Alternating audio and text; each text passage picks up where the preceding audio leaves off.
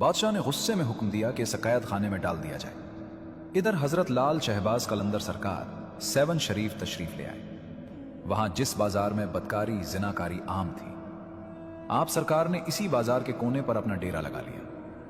लोगों ने अर्ज किया, सरकार ये तो बहुत बदनाम और गंदर बाजार है। आपने फरमाया, मैं इसी गंदगी को खत्म करने के लिए तो यहां आया हूं। अगर हिदायत ही अपना रास्ता बदल ले तो गुमराही को ठीक कौन करेगा।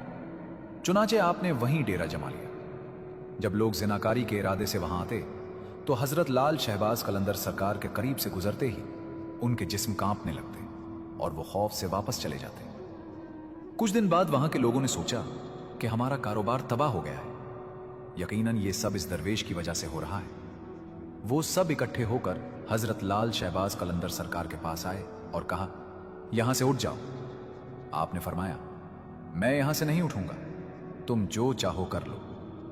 फिर हजरत लाल शहबाज कलंदर सरकार ने हजरत साईं बोदला सरकार को आवाज दी। इधर वो कैद खाने में थे। जैसे ही उन्होंने अपने मुर्शिद की आवाज सुनी तो उनके अंदर जलाल आ गया और उन्होंने कलंदरी धमाल डालनी शुरू कर दी। धमाल के जलाल से कैद खाने की दीवार टूट गई और वो सीधे अपने मुर्शिद के पास पहुंच गए।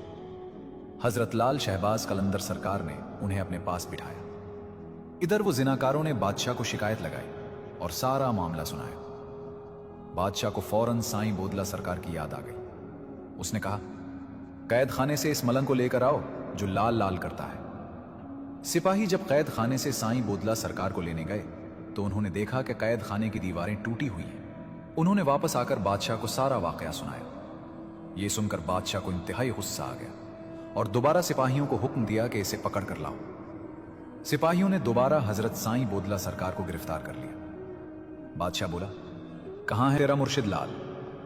तो साईं बोदला सरकार ने फरमाया कि मेरे मुर्शिद आ गए हैं, अब तुम सब बहुत जल्द अपने अंजाम को पहुंचने वाले हो। ये अल्फाज सुनकर बादशाह ने जुल्म की इंतहा कर दी और हुक्म दिया, इस मलंग को ज़िबाह कर दो। चुनाचे हजरत साईं बोदला सरकार को ज़िबाह कर दिया गया।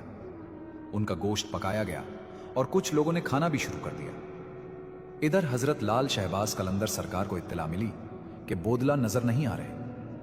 नमाज का वक्त हुआ तो आपने पूछा, बोदला कहां है? लोगों ने अर्ज किया, बादशाह ने उन्हें ज़िबाह कर दिया है।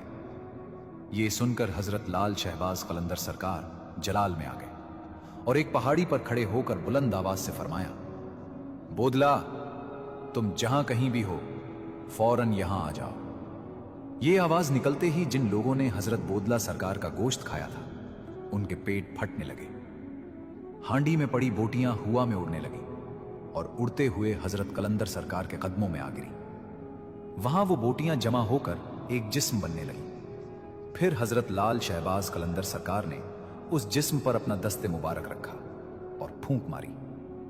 अल्लाह ताला के हुक्म से उस जिस्म में रूह वापस आ गई और हजरत बोदला सरकार उठकर बैठ गए, लब्बैक या मुर्शिद। इसी वक्त हजरत लाल शहबाज कलंदर सरकार ने बादशाह को बुलाया और फरमाया, जिसे तुमने ज़िबाह किया था वो देखो सही सलामत खड़ा है। बादशाह हैरान रह गया। उसने अपने वजीरों से मशवरा किया कि इस दरवेश से कैसे जान छुड़ाई जाए। उन्होंने कहा, हम उसे कोई हराम चीज खिला देते हैं और मुसलमानों से उस पर फतवा लगवाकर कत्ल कर देते हैं। चुनाचे उन्होंने खंजीर का गोश्त पक्का कर हजरत लाल शहबाज कलंदर सरकार की खिदमत में भेज दिया। जब आपने कपड़ा उठाया तो आप पर वज तारी हो गया।